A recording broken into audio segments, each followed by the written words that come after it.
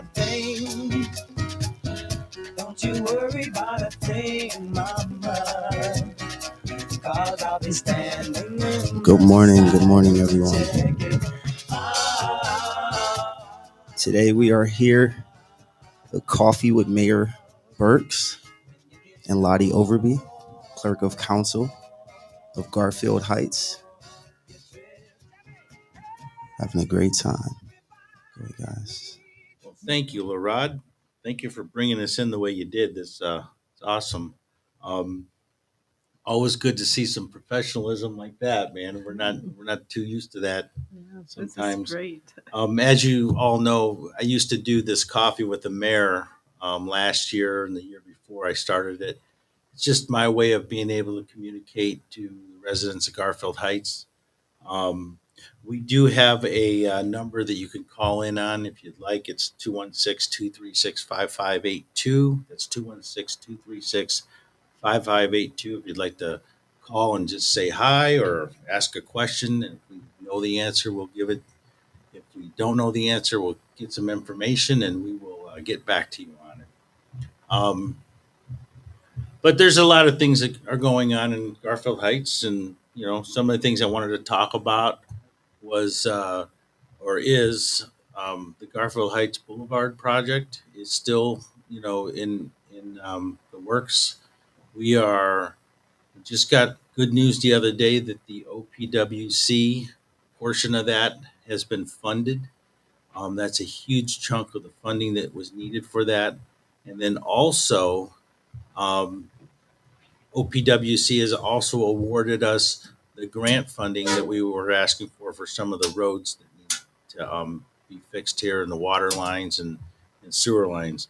All in all, you're looking at possibly about $4 million in grants that they awarded to us. So that's your Public Works, your Ohio Public Works Commission at work, and they've been very good to Garfield Heights. It actually is something that is sort of new for us and the administration. The past 12 years or the prior administration, they didn't have the luxury of being able to look at things like this because of our budget and coming out of fiscal emergency 10 years ago. Um, but we have to get back onto a track here in Garfield Heights of being a maintenance city and not somebody who just reacts to every time there's a flooding in a basement or a water main break. And so what we're proposing, what the county is proposing to us, and we're proposing to we will be proposing to city council is some legislation to put us on a maintenance program with the county. They'll divide the city of Garfield Heights into three separate segments, and what they'll do is 1 year they'll just go through and maintain the water and sewer lines in the city, make sure that they're jetted out, make sure that they're working properly. If they have to replace, valves and things like that, they can do that. And then the following year, they'll move to the second sector and do the same thing. And then the third year, they'll move to yet the third sector and do the same thing.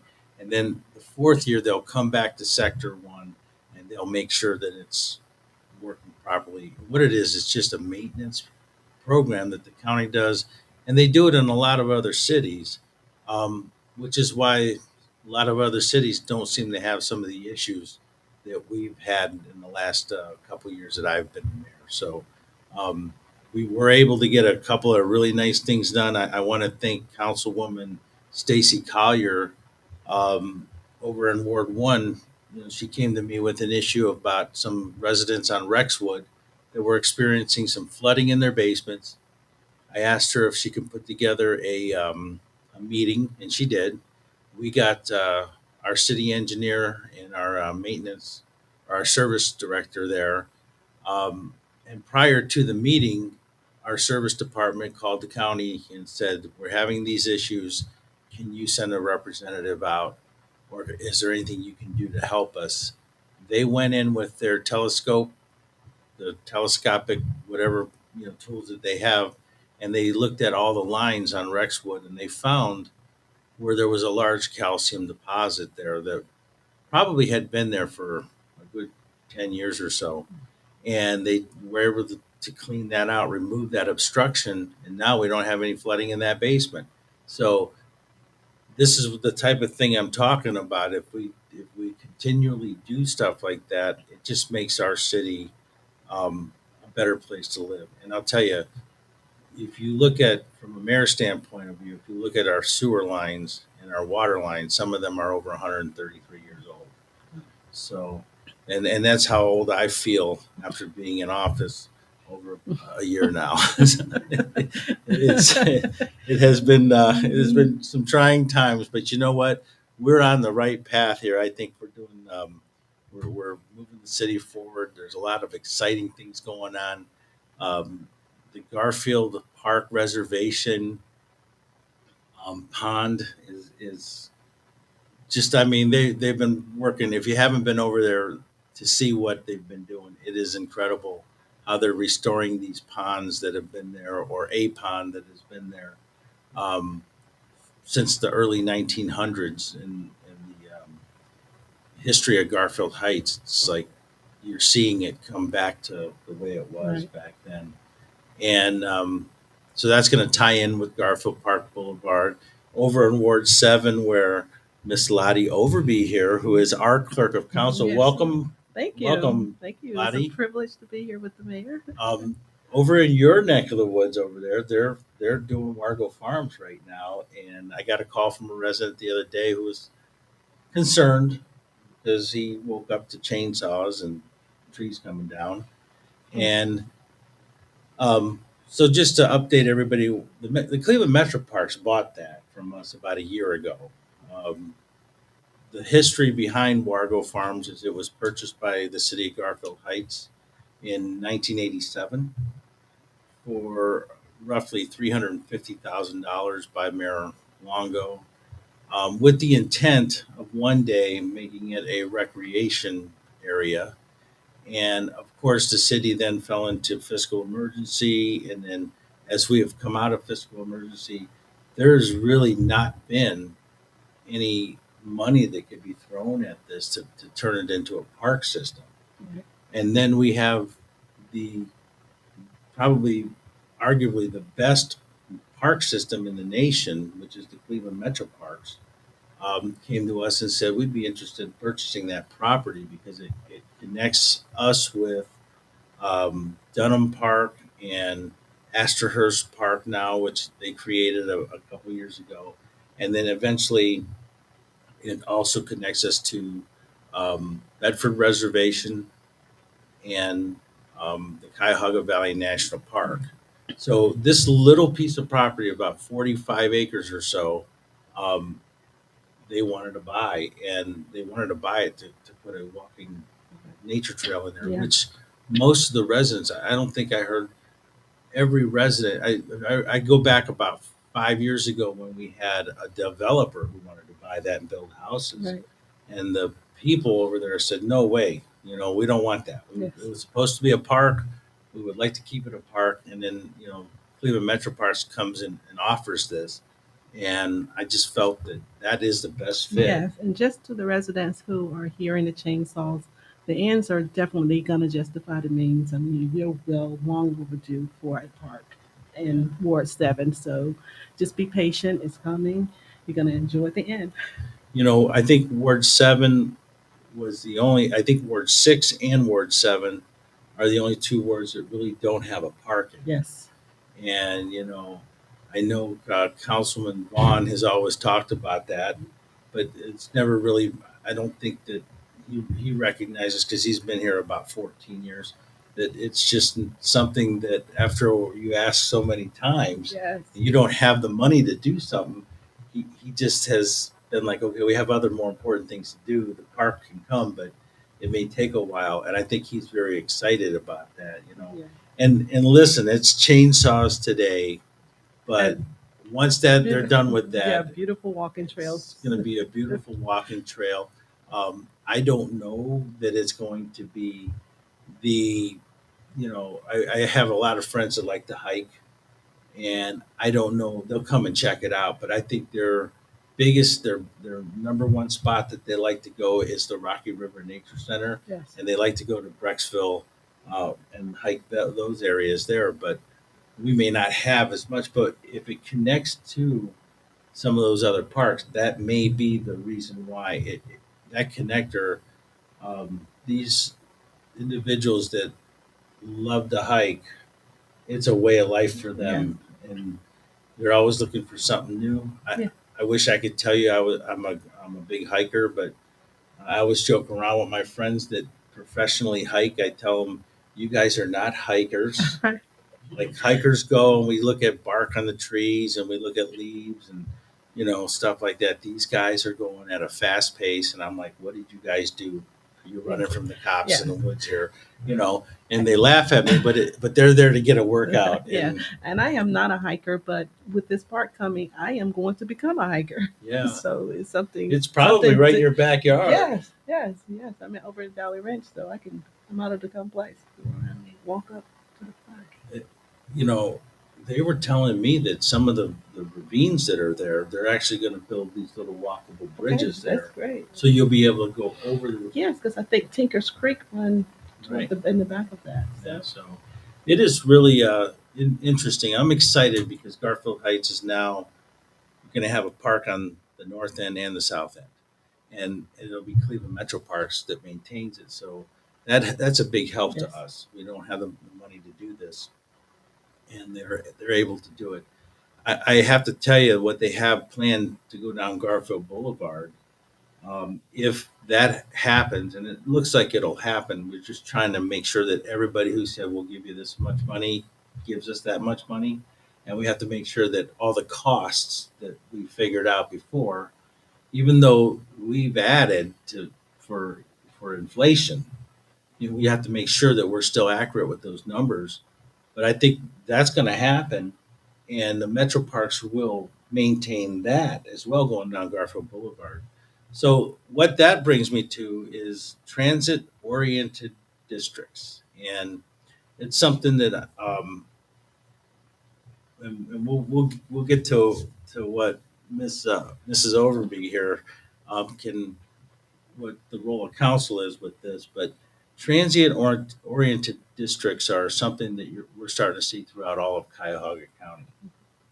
And what that is it's the introduction of mixed use, commercial mixed use zoning, and where you're seeing developers, like if you look at the Van Aken district, they've torn down some of the existing buildings that are there and built new, more up to date, more modern buildings that not just house one marketplace or one storefront, but up above that storefront, you have maybe office space and apartments. And a lot of these are upscale apartments, upscale office space.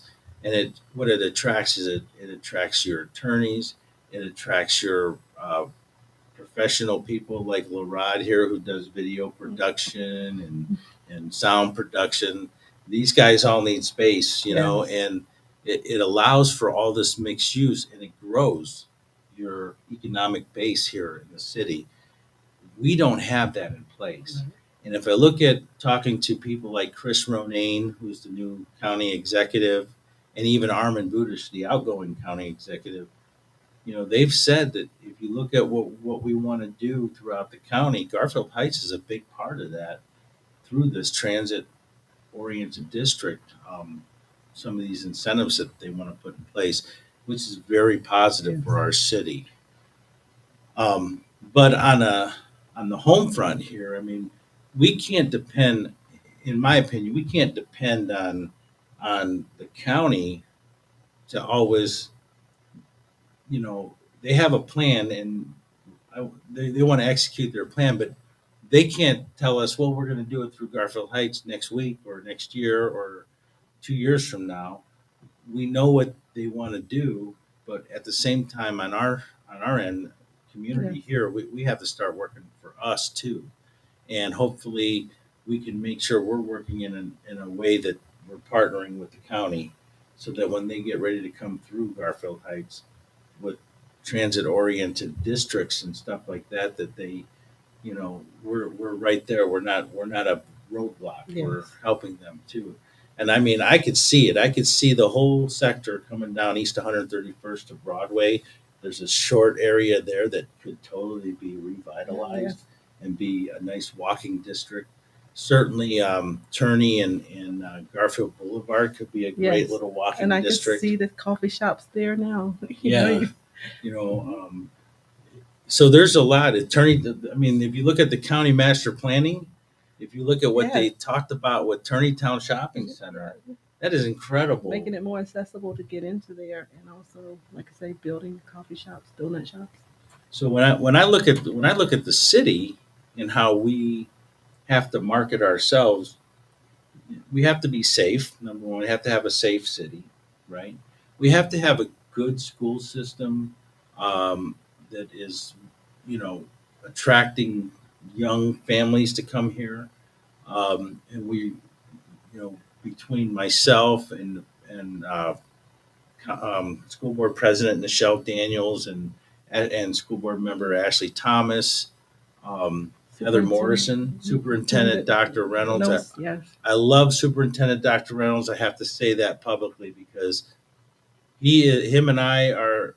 I just met the man about 3 months ago, and he just makes you feel like he's one of your best friends. Yes.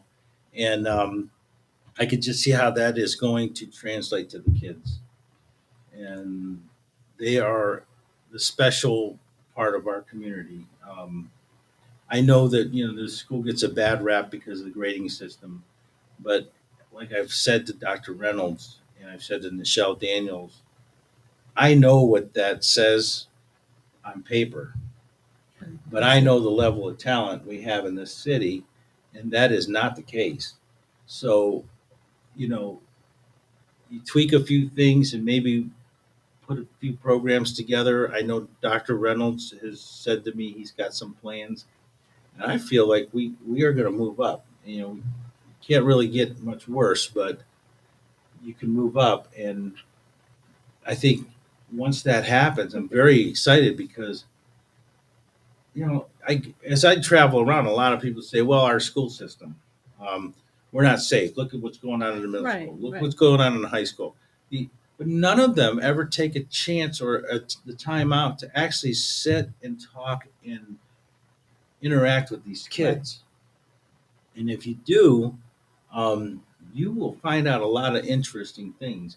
And I will say this: our seniors at the senior center weren't interacting with any of our children, and so Dr. Reynolds and Mrs. Wanderstock, who's been here for a while, brought the Honors Society students, the National Honor Society students from Garfield Heights, to just interact with the seniors, just to see how it would go. The little like pilot program. Right.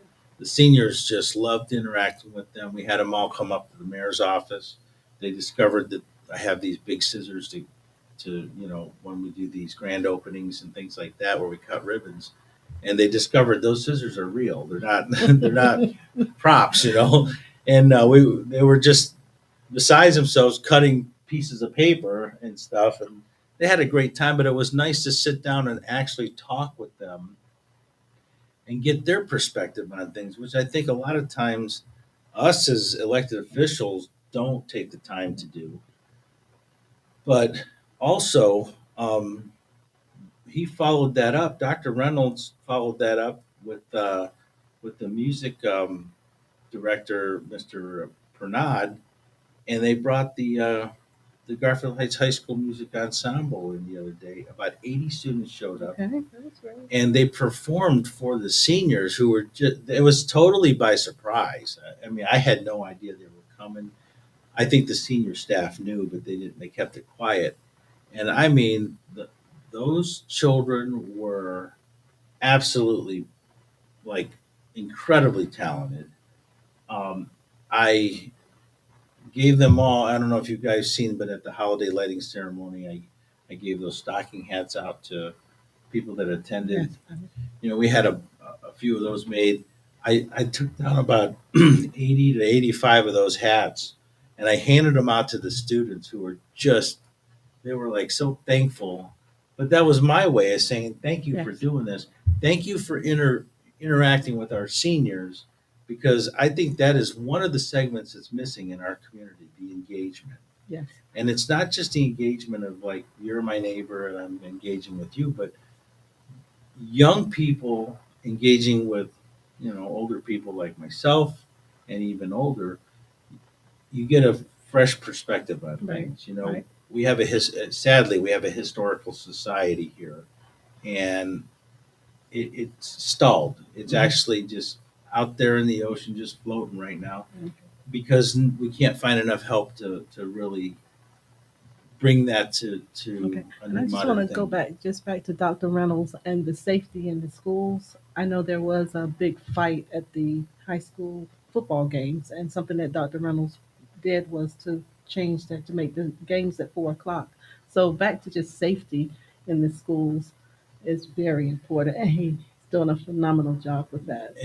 And thank you for putting me back on track there, because I was starting. I do that. I go off on tangents a lot. But no, safety in the schools is got to be a priority Yes, for all of us. they kids need to feel safe. You know, we're seeing in the middle school. I've actually been contacted by quite a few parents who they have their concerns in the middle school, and some, it's hard for a guy like me that is the mayor. I have so many things that come at me, and the school system. It's really not my lane, but I have to be part of that. You know what I mean? So, like when they tell me, oh, there's social media pages that they're showing fights in the Garfield Heights fight Yes. page or whatever, I don't get a chance to see those. We have an SRO officer. We have a former SRO officer who's also a detective for us, who handles the children, the missing children and stuff. And um, I've committed to this school system. I sat there with Doc Reynolds and with Michelle Daniels, and I said specifically, we're in the trenches with you guys. I want you to know we have to do together whatever we can to Yes. make these schools safe. And what puzzles me is that no matter where you go, um, I talked to other mayors, I talked to other superintendents. I was just in a superintendent and mayor's conference the other day, and we all identify that there's issues. Like you had the Uvalde shooting. It seems like every day you turn on the news, somebody's getting shot, and these kids are getting guns, and we don't know how they're getting guns. And Yeah, there was an incident in the Garfield Heights High School, yeah, and where there was a gun, and the collaboration with the police department and the drone issue, where they was able to. I was there. I was there firsthand. I mean, I went there. This is prior to them hiring Dr. Reynolds. They were looking. They were getting the perspective of the students on who they should hire for a superintendent. And at that meeting, I attended. At that meeting, we got called into a lockdown. Now, unlike you know these kids today, because when I went to school, our drill was so different. We were worried about nuclear fallout. Um, these children, I have to tell you, are trained very well. I mean, they called lockdown, and I was the only one left in the room. Wow. And I was asking, where's everybody at? They're hiding behind curtains. They're under tables. They're in the closet. They're hiding, and they're taught that that's what you have to do, because when there's a lockdown, that means there's an armed intruder in the building. I had no idea You were that left. that's. I was standing there going, "Where's everybody at?" And then they called a shelter in place, and everybody came back out. That apparently means that you stay in the room, but the door's locked. But then they came back on and said lockdown, and everybody went back to hiding again, including me. But I got to tell you something. A lot of people don't know this, and I don't even know if the parents know this. The students have an app on their cell phones called the Remind app, and they communicate with their parents right there at their fingertips.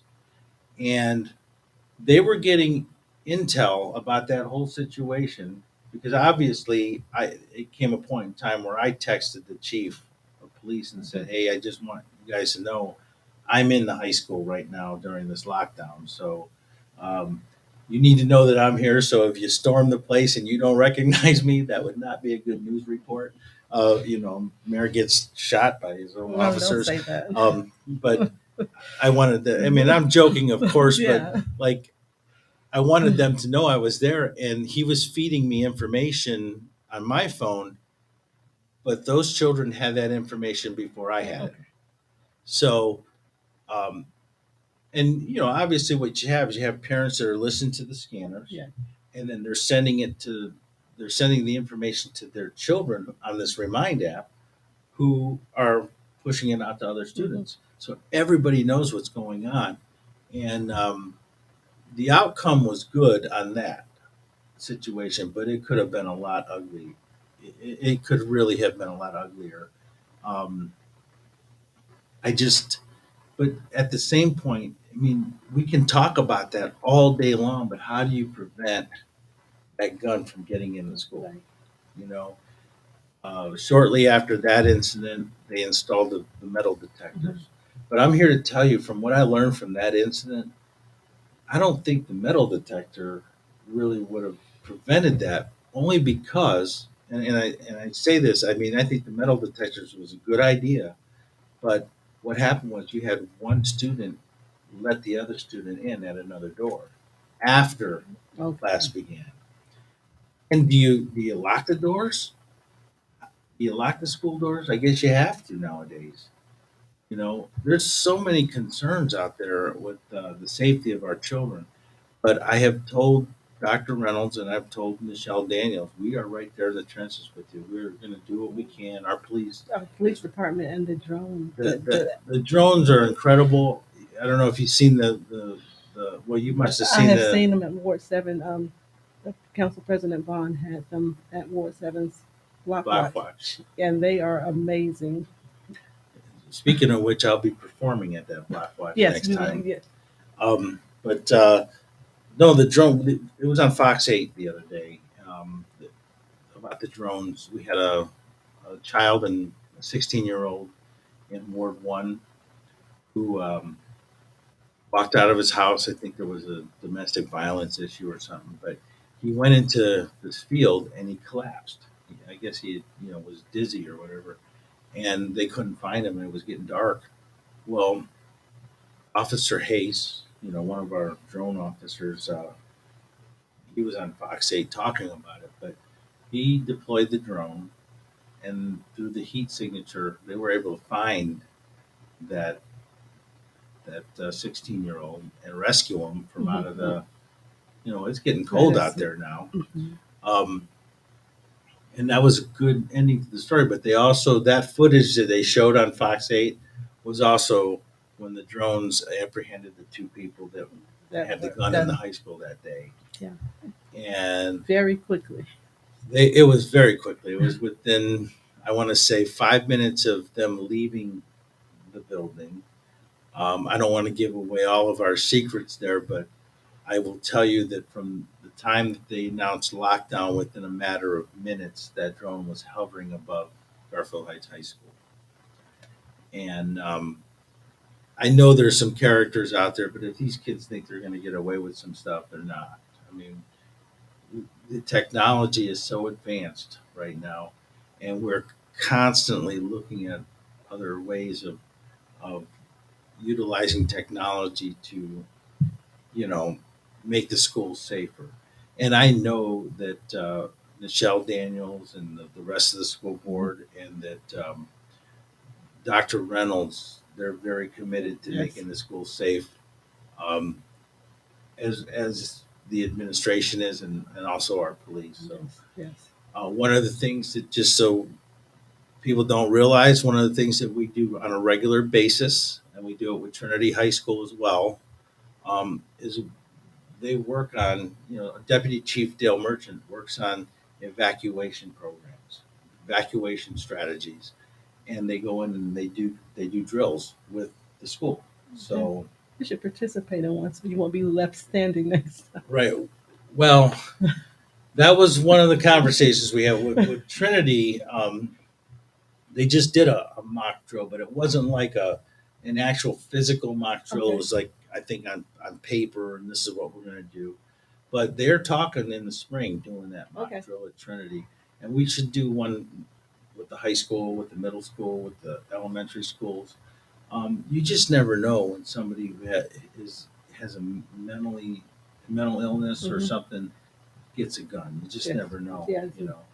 But we can sit here and talk about Yeah. all this stuff. Because that is also going on, not just in Garfield, on a national level. So that is an issue all over. But one of the things we have to talk about is I, when I meet people, their perception of what goes on is it's incredible because I think a lot of people don't understand what everybody's role is in government. Um, I get the phone call about the school system and how it's unsafe, and I listen to it, and I will put those folks with the right people, but um, they are shocked to find out that's really not my lane, right? Um, it's really up to the superintendent and the school board to manage the school. Now, what they come to us and say, hey, we need an SRO officer. We provide an SRO officer, and they provide an SRO officer. I want to make it clear they pay for one, we pay for one, Okay. right? So we have two, and when there's a situation, our police are right on it, so they know they've got carte blanche right there with the police. Um, but a lot of people don't realize. So when it goes wrong, they call the mayor's office, and that's great. I mean, I'll listen to anybody, but I sometimes I get disappointed when I have to explain to them what happened. So, you know, we've had um, issues come up in the city where, like, I'll give you a perfect. I did the town hall meeting. By the way, my town hall this year or this December has been canceled because there's not enough people that are able to attend. I got a bunch of phone calls. I appreciate people calling me and saying, "Listen, can you postpone it because we can't make it?" So we're going to move it into January or February, depending on the weather. But um, when they call me up, like at my last town hall meeting, somebody said something about a box truck being parked illegally in their driveway. And so I wrote down the address, I got all the information. I went right to our building department, said, why can't we have this truck removed? He said, because there's nothing I can do about it. So then I go to the police department, can we ticket this truck? And he says, no, there's really nothing we can do about it. It's not in our ordinances, not in our it's not on the books, our laws. And I said, what do you mean? You know, I thought you couldn't park a box truck in the driveway. And if you go back and you read the actual ordinance, it says you can't park a box truck in the street between the hours of 3 and 6 a.m. in the morning. It doesn't say anything about your own property. And somewhere along the line, even myself, I fell victim to it. Is what somebody told me. Oh, that's against the law. They never enforce it. But if you actually look at the law, it doesn't say that, and that's what ties the hands of the police, the hands of the building department, and the perspective from the community is they're not doing anything. And so when stuff like that happens, I take it to city council because city council is really the body of government that draws up and votes on all these resolutions. When the mayor puts out a resolution or an ordinance, it's usually stuff that's regular business stuff, or somebody brings it to the mayor. And if it's an issue that has to change the charter, change the ordinances, I take that to council. Unless it's a everyday, day to day business, you know, we need to buy X number of police cars. That's something that I'll put Right. out there. But normally, if you want to change the parking, if you want to change, and I think they got a Yes, thing yes, on the parking. council is You know, active. if they want to change that, that is the council role to do that. And our council people are fairly new, but I think they do a great Right, job. I mean, right. what's your experience with it? Yes. My experience coming in to working with the council, like I say, I'm coming in new council clerk 1 year, following a 30-year council clerk. So I want to, just thank the council for being patient with me, as well as the mayor, coming in following a 30-year mark. Yeah. So I want to send a shout out to Barb Molden. She was my yes, when I was the president of council. She was my council clerk, and then she retired, and they and brought so you me on. following up, but they have been very patient working with each and every one of them. Council President Vaughn, Council Johnson, Councilman Seether, all of them have just had the patience with me, and just watching them in action has been amazing. They read those ordinances in detail behind the scenes. And when they come to the council floor, you might only just see them vote yes or no, but they are actually reading them in detail, Councilman. So the question has always been, and I remember when I was president of council, I had people go, "How come you guys don't argue? You guys always get along." And so, do they argue I wouldn't say they argue, they discuss things in detail. in detail Yes, but they in are very, meetings, I right? have seen them get very passionate in meetings, also in the caucus meeting beforehand. But, with the sunshine law, they don't discuss it outside of the meetings. But if you come to the council caucus meetings at 6:30, you can see them grinding out these things. And also Well, with the departments coming in, giving their input on it.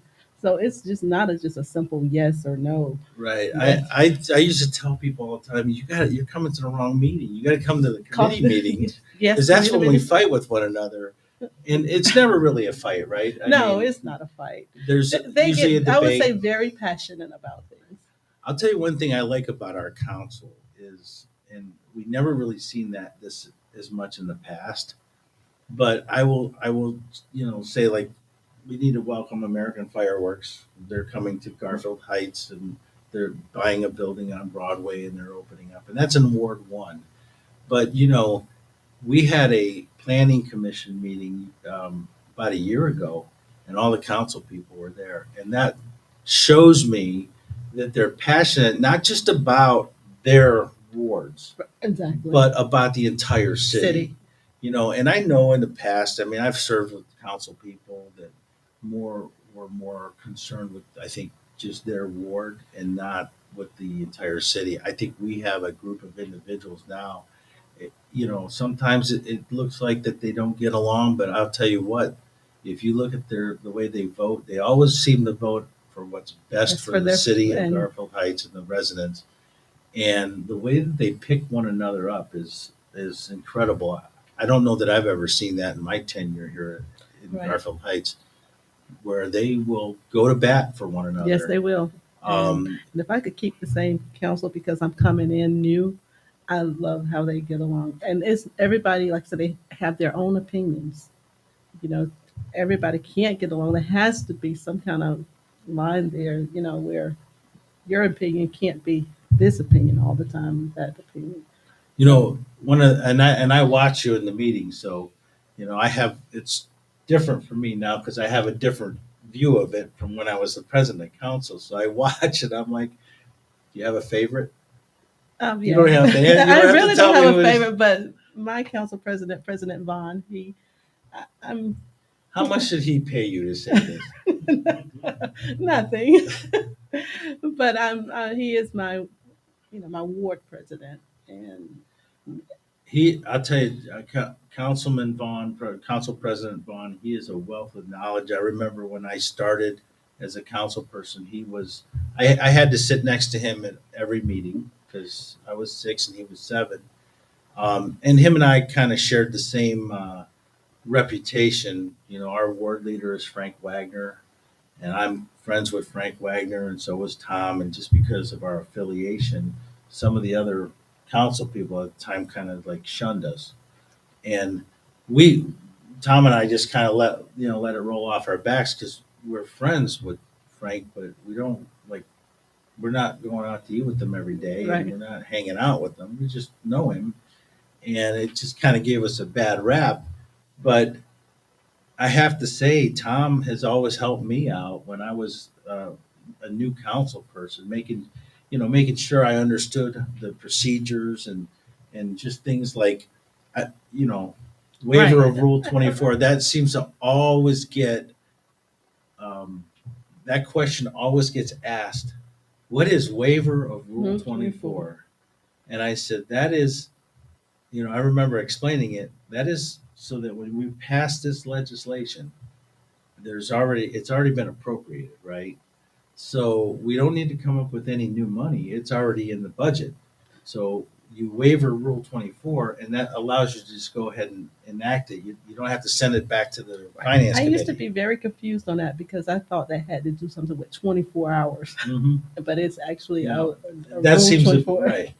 And for whatever reason, it just happens to be Rule 24, right? But a lot of people think it's the 24-hour rule. And I know I've even seen where our former president before Tom, President Mike Nanadovich, where he would say the 24-hour rule, and I would laugh and I'd say to Tim Riley, I go, "What is the 24-hour rule?" And Tim would have to correct him there, and it's that's where I think it comes to Right. fruition. And suspension of the three reading rule. That's another one where people don't understand. We have to give you three readings, right? Yes. So I remember the you weren't the clerk, it was Barb Molin, but we it came out that we were repealing the pit bull ban, right? Okay, right, to make it as a vicious dog. Right. And so we voted against the suspension of the three reading rule.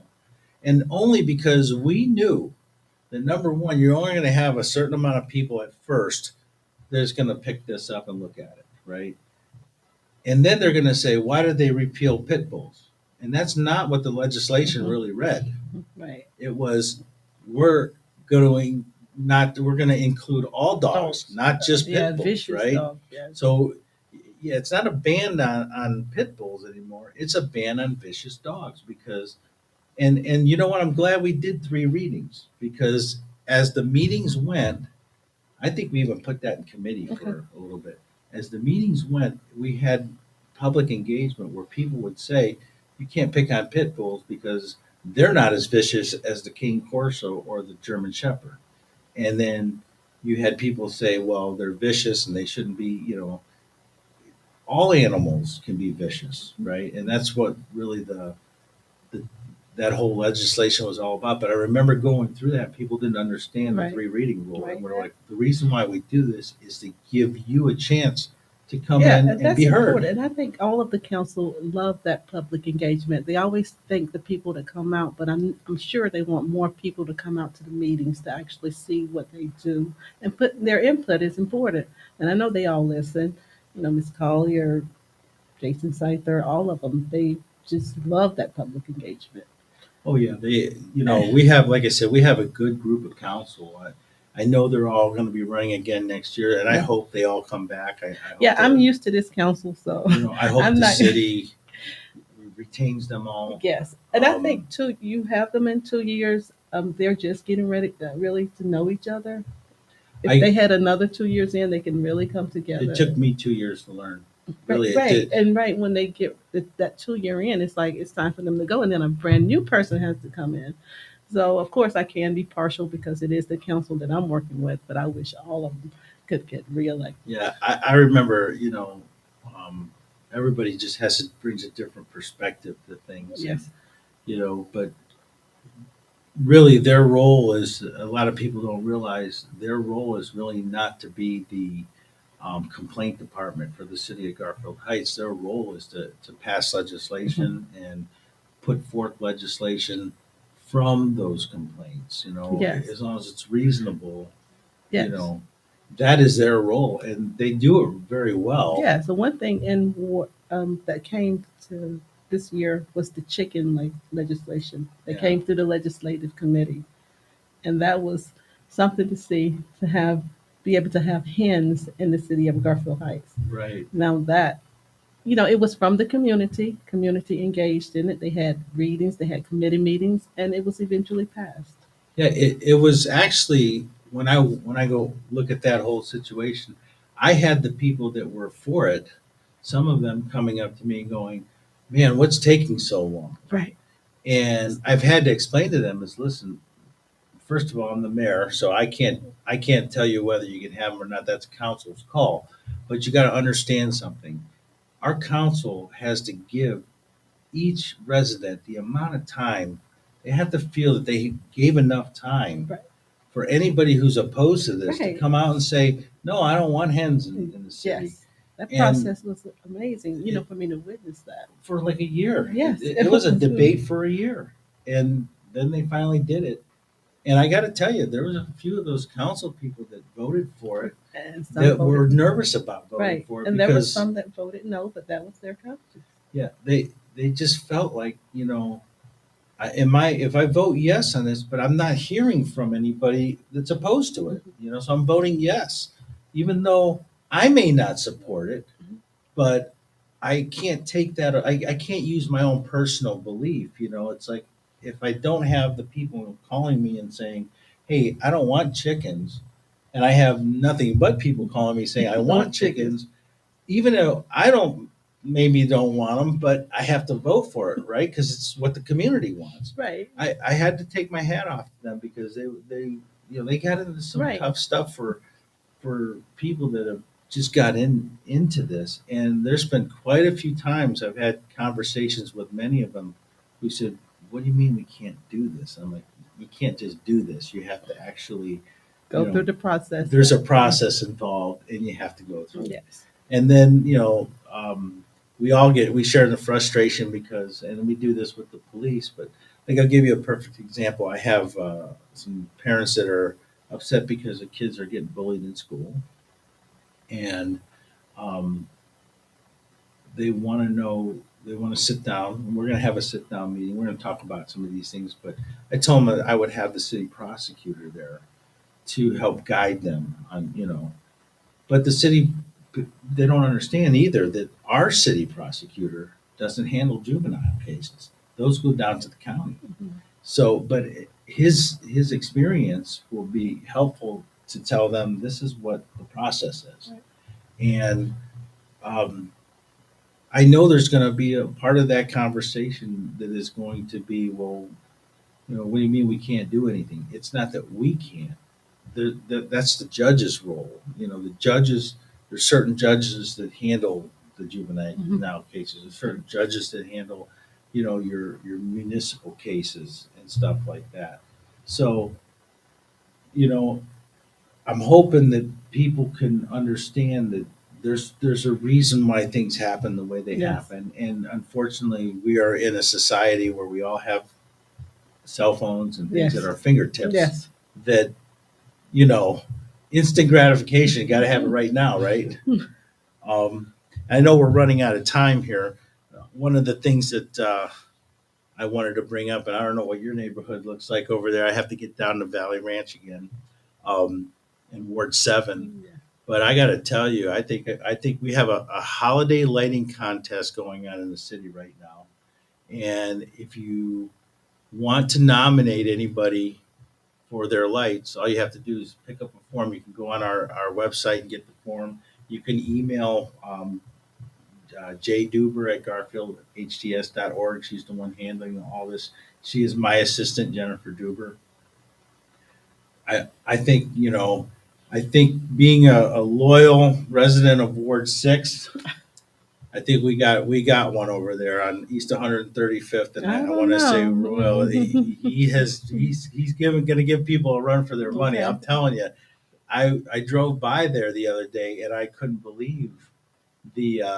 I actually took a video of it, but I have not seen. This is a new one. I have not seen a new lighting a new house that was lit Okay. up like What this. about that house on David that won last year? Oh, Okay, if yeah. they come back with the same thing, like, okay, do we He- exclude him this year or No, Greg? I mean everybody starts fresh the way we look at it. Just like after the Super Bowl, the Browns are Okay. back in first place again the day after. That's the way I Okay. look at it. Okay. But the thing is, I have been driving around the city at night, and I am seeing a lot more holiday lights this year. And I don't know if it's just everybody in a more festive mood, but I am enjoying these It lights is. that I It see in is. Garfield Heights. especially over there in Ward Oh 6, yeah, I forgot you that. know. How was your trip to Ogle Bay? When you took the singers. Oh, I didn't mean to cut you off, but we those were like, let me tell you, one of the things, again, getting back to government, sometimes your hands are tied on some things. The senior center, you know, we work off of a budget for them, but they also have their own 501(c)(3), and they work off of a budget through that. So sometimes, like if we take them to the Great Lakes Science Center, let's say, their site council, which is their 501(c)(3), sometimes would buy the lunch. So what they do is they raise money for that stuff. They had a very successful raffle and Chinese auction the other day. But we did that bus trip, and I said we're going to raise money for the site council. It was $100 per person. We had about 20 people go, which was great because the bus holds about 50, and so it was gave everybody a chance to really spread out. I want to thank Barron's Bus Lines because they're the ones who donated the bus for this. And we showed a movie, okay, the original Christmas in Connecticut movie. A lot of people had never seen that movie. We showed that on the way to Ogilvy, and on the way home we showed a Merry Friggin' Christmas with Robin Williams in there. And a lot of people were like, "Wow, yeah, he's been gone for like 10 years, I guess." But the lights are beautiful. If you've never been to Ogilvy, I suggest it. I know it's only a 3 hour drive, but it is a very beautiful display of lights. And they take, they've moved a lot of things around and changed some things. So if you haven't been there in a long time, you'll see a lot of new lights. But the overall day, it was a long day. We left at 9:30 in the morning. We got home about 10 o'clock at night. We went to the Wheeling Island Casino, gave them a chance to lose some money or win some money. I think there was a lot of happy people on the okay, bus, good. so that was good. I know one person that didn't win anything. Myself, I'm not good at gambling apparently.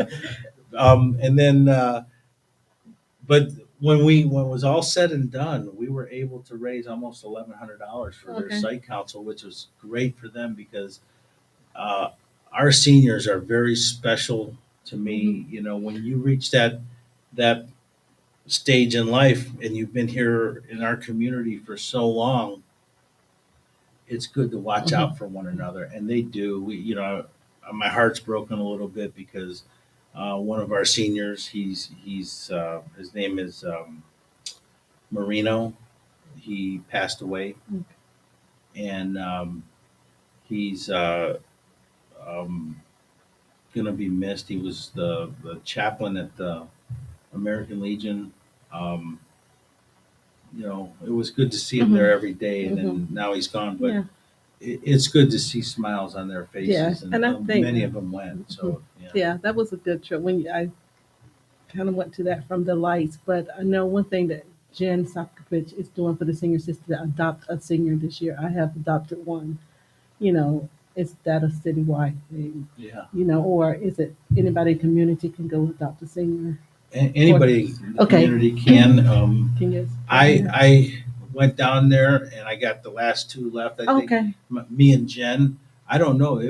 A lot of the residents, and that just goes to show you where we're going at. Okay. And as can a you explain what community the here. adopt a senior is? Is like where they put their wish list out there and go shopping for them and buy them. Right. And Buy 'em our a seniors present. are special here in Garfield Heights. Let me tell you, they're coming. There's going to be Jen's doing a fabulous job Yes. there, and her whole team, by the way. And I got to send a shout out to Anissa and Lakita. Lakita won the TV. We had our No, holiday. that was amazing. She was standing right there in front of you Oh. and said, "Mayor, pull my name." Yeah, and I thought this no, I can't believe this just happened, but and couldn't have been more of a deserving person. She is such a hard worker, but the seniors love her. They're just loving that whole department, and like I said, it's good to see a smile on their faces. But stuff like this, the Adopt a Senior program, I know we're talking about doing more trips to like Amish country and some of the museums and things like that.